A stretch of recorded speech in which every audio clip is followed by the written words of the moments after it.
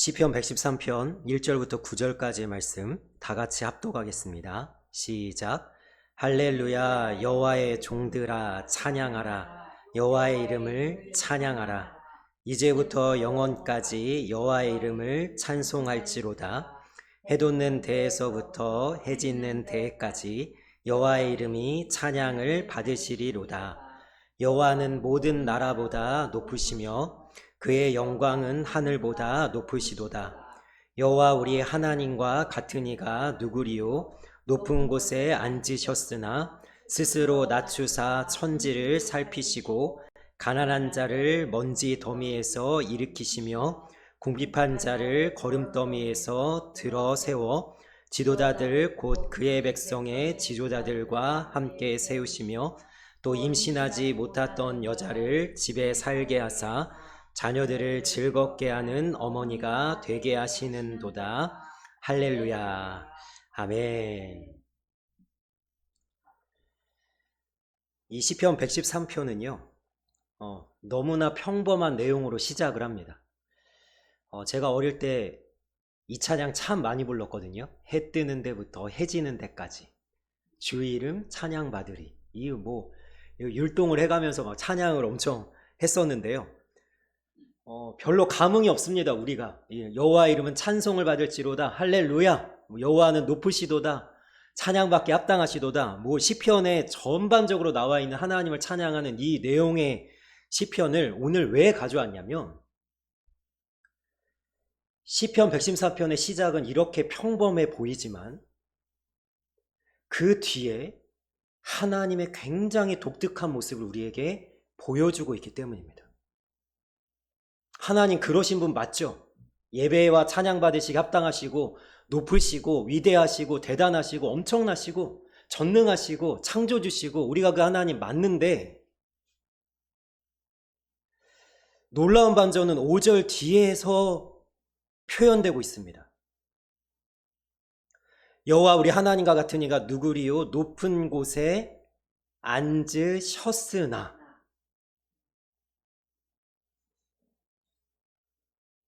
너무나 마땅히 하나님은 높은 곳에만 계셔야 되는데요. 거기서 그냥 명령만 하시고 말씀만 하시고 그냥 통치하시고 다스리시는 주관하시는 그 일만 감당하시면 되는데, 오늘 이 시편 기자는 하나님을 어떤 하나님이라고 표현하고 있냐면 그러나. 저는 구약에 이 표현이 나와 있는 게 참 놀랍습니다. 6절을 보세요. 스스로 낮추사. 저는 좀 하나님한테 물어보고 싶어요. 이러실 필요가 없잖아요. 하나님이 스스로 낮추실 필요가 없잖아요.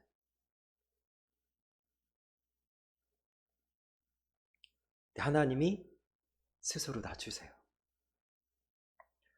빌립보서 2장에만 예수님이 하나님과 동등됨으로 여길 것이라 하지 아니하시고 스스로 낮추사 사람의 모양으로 종의 형체를 가져서 나셔서 죽기까지 복종하신 것만 신약에 나와 있는 것이 아니라 구약의 하나님도 어떤 하나님이냐면 스스로 낮추시는 하나님이세요. 누가 시킨 것이 아니에요. 하나님을 강제로 억지로 그렇게 만든 것이 아니에요. 하나님이 자진해서 자원해서 하나님이 기꺼이 마땅히 스스로 낮추셔서 나는 낮은 자의 하나님이 되기로 결정하신 거예요. 그럼 이건 도대체 누구를 위한 것일까요? 하나님이 낮추신 이유가 도대체 무엇일까요? 그 뒤에 말씀을 보면 더 놀라운데요. 7절 말씀을 보십시오. 가난한 자를 먼지 더미에서 일으키시며 궁핍한 자를 거름더미에서 들어 세워. 아멘. 여러분, 하나님의 관심은요, 자기가 높기 때문에 높은 자에게만 있어도 되거든요. 하나님은 이 세상에 있는 수많은 사람들을 불러서 사용하실 때에 그냥 하나님 능력 있는 사람, 지혜 있는 사람, 학식 있는 사람, 정말 성공할 만한 사람, 하나님 대단한 사람만 하나님께서 일으켜 세우셔서 하나님이 사용하셔도 되거든요. 그런데 하나님의 관심은 그들보다는 누구를 향해 있냐면 가난한 자들, 궁핍한 자들을 향해 있다고 말씀하시는 거예요.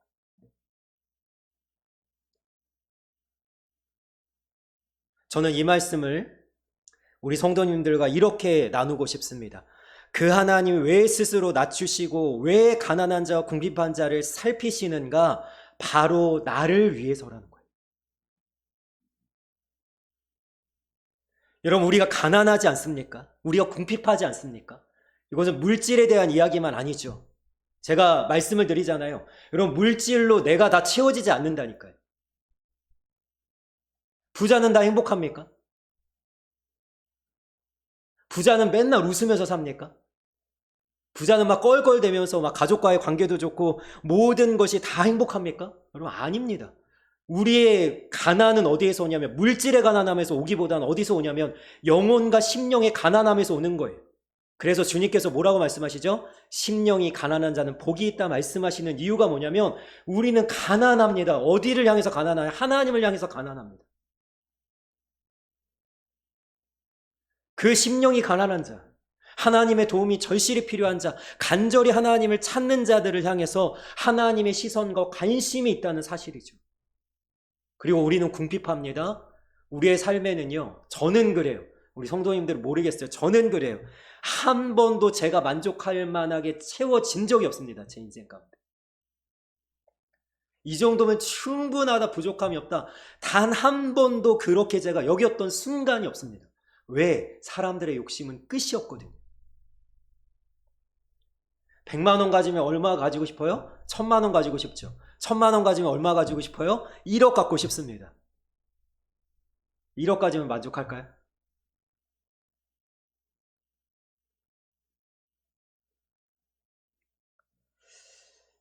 구절에 보니까요. 또 임신하지 못하던 여자를 집에 살게 하사 자녀들을 즐겁게 하는 어머니가 되게 하시는도다. 할렐루야. 아멘. 여러분, 이것은 상징입니다. 임신하지 못하는 여자는 조금 쉽게 표현하면 마땅히 결혼해서 이루어져야 될 결실을 못하고 있는 상태죠. 저는 여자가 아니고 임신하지 못하던 적을 겪어본 적이 없기 때문에 이 여자의 심정은 모르지만 열매가 잘 나타나지 않은 삶의 그 어려움에 대해서는 잘 알고 있습니다. 하나님은 그 사람들에게 관심이 있는 거예요.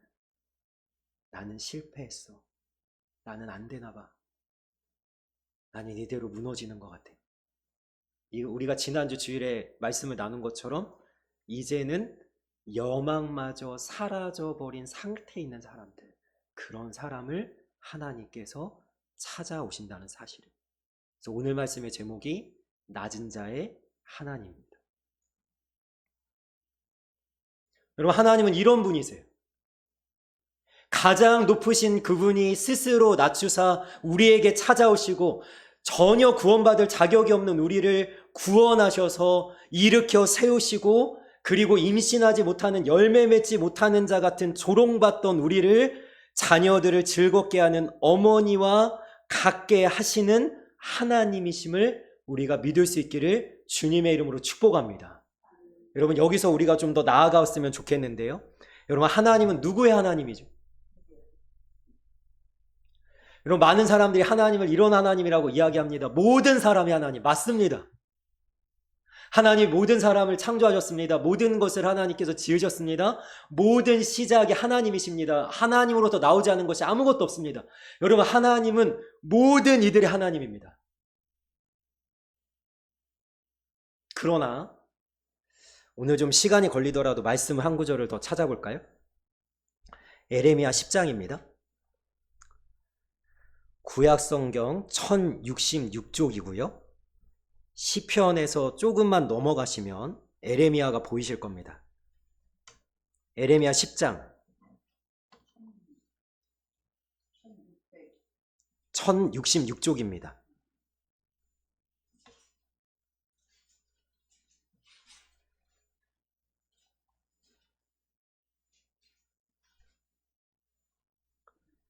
에레미야 10장 12절부터 16절까지의 말씀 우리 한번 같이 읽겠습니다. 12절부터 16절 시작. 여호와께서 그의 권능으로 땅을 지으셨고 그의 지혜로 세계를 세우셨고 그의 명철로 하늘을 펴셨으며 그가 목소리를 내신즉 하늘에 많은 물이 생기나니 그는 땅끝에서 구름이 오르게 하시며 비를 위하여 번개치게 하시며 그 곳간에서 바람을 내시거늘 사람마다 어리석고 무식하도다. 은장이마다 자기의 조각한 신상으로 말미암아 수치를 당하나니 이는 그가 부어 만든 우상은 거짓 것이요 그 속에 생기가 없음이라. 그것들은 헛것이요 망령되이 만든 것인즉 징벌하실 때에 멸망할 것이나 야곱의 분깃은 이같지 아니하시니 그는 만물의 조성자요 이스라엘은 그의 기업의 지파라. 그 이름은 만군의 여호와시니라. 아멘. 여러분 12절과 13절에는요 일반적이고 객관적인 하나님에 대한 이야기입니다. 그는 권능으로 땅을 지으셨습니다. 창조주이십니다. 그런데 16절에 가시면 그 하나님이 누구의 하나님이 되기로 하셨냐면 이스라엘의 하나님이 되기로 하셨습니다. 그럼 하나님은 우리가 상식적으로 보편적으로는 모두의 하나님이라고 이야기를 하지만 하나님은 모두의 하나님이 되시기보다는 나의 하나님이 되기를 원하세요. 여러분 예수님이 거리를 다닐 때에 수만 명의 사람들이 예수님을 쫓아다녔습니다. 예수님이 그렇게 수많은 사람들이 자기를 쫓아다닐 때 누구를 주목하시냐면 누가복음 19장에 보니까 세리 장인 삭개오를 주목하세요. 자기를 따르던 수많은 사람들의 집에 머무는 것이 아니라 뭐라고 얘기하냐면 삭개오야 내가 오늘 너의 집에 유알이라 그러고 삭개오의 집에 가서 이스라엘의 구원이 이 집에 이르렀도다라고 삭개오를 주목하시죠. 여러분 하나님은요 나를 만나고 싶어 하시고요 하나님은 나를 사랑하시고요 하나님은 나의 하나님이라고 일컬음 받으시기 원하시는 거예요. 여러분 그 하나님 앞에 우리가 어떠한 모습으로 나아가야 됩니까? 가장 낮은 자의 모습, 가장 겸손한 모습, 하나님을 간절히 찾는 자의 모습으로 나아가야 됩니다. 왜냐하면 하나님은 그런 자를 만나시고 그런 자에게 관심이 있기 때문에. 여러분 예수님께서 이 세상의 수많은 사람들 중에 마태를 주목하시거든요. 이 마태는요 세리였습니다. 그가 예수님을 먼저 찾은 게 아니에요. 예수님께서 그를 12제자의 한 사람으로 세우실 때에 여러분 이 마태를 이름을 한번 주목해 보십시오. 마태복음에는 마태라고 이야기하지만 다른 복음서에는 레위라고 이야기를 합니다. 여러분 이 사람의 이름은 원래 레위입니다. 레위가 어떤 뜻인지 아십니까? 레아가 남편인 야곱에게 사랑받지 못하는데 첫째 아들 르우벤을 낳고 둘째 아들 시므온을 낳고 셋째 아들 레위를 낳은 후에 뭐라고 고백하냐면 이제 남편이 나와 함께 연합하리로다. 레위는 어떤 뜻이냐면 연합이란 뜻입니다. 여러분 그래서 레위 지파가 제사장이 되잖아요. 이스라엘 백성들과 하나님을 연합시키는 것이고 이 마태를 레위라고 이름 지으면서 부모는 소망했을 겁니다. 너는 하나님과 연합된 삶을 살아라. 그러나 마태는 레위로 살지 않고 세리로 살아갑니다. 하나님하고 분리된 채 하나님과 멀어진 채 여러분 우리가 하나님의 사람이 되고 하나님이 나의 하나님이 되려고 할 때 어떻게 해야 되냐면 내가 하나님과 연합해야 되는 거예요. 여러분 하나님은 누구든지에게 열려 있어요. 볼지어다 내가 문 밖에 서서 두드리더니 누구든지 나의 음성을 듣고 문을 열면 하나님은 누구든지에게 열려 있다니까. 영접하는 자 곧 그의 이름을 믿는 자들에게는 누구든지 하나님의 자녀가 되는 권세를 주시고 누구든지 주의 이름을 부르는 자는 구원을 얻으리라 말씀하셨지만 여러분 그 누구든지의 하나님이 여러분 특정한 한 사람의 하나님이 되기를 작정하셨다는 거예요.